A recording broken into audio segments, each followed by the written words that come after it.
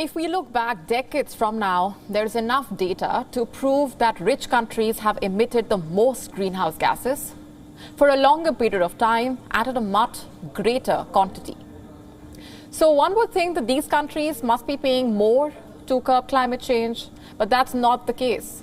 While rich countries look the other way, developing and underdeveloped countries are bearing the brunt. And today, in this edition, we talk about 5 such countries.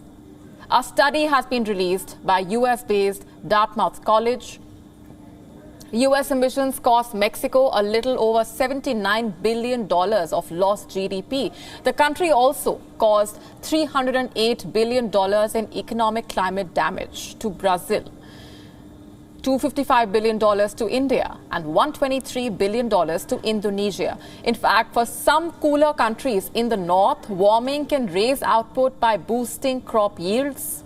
For example, the United States has benefited by more than $182 billion from the global warming that it has caused, and Canada gained $246 billion from the impact. The study also links 2 key points: the countries that emit the most and the economic ramification that follows. The world's 2 leading emitters are the US and China. Each caused total global income losses of $1.8 trillion. Russia, India, Brazil causing losses exceeding $500 billion each.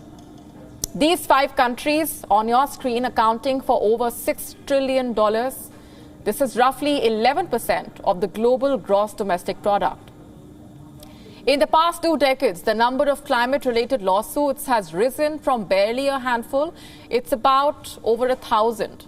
But these mainly target major oil companies and other businesses. The focus is not even close to pinning liability on any given country's emissions. This also brings us to a big question.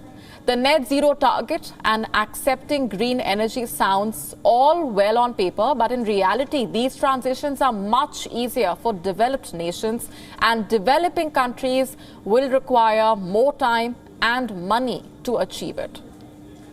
WION now available in your country. Download the app now. Get all the news on the move.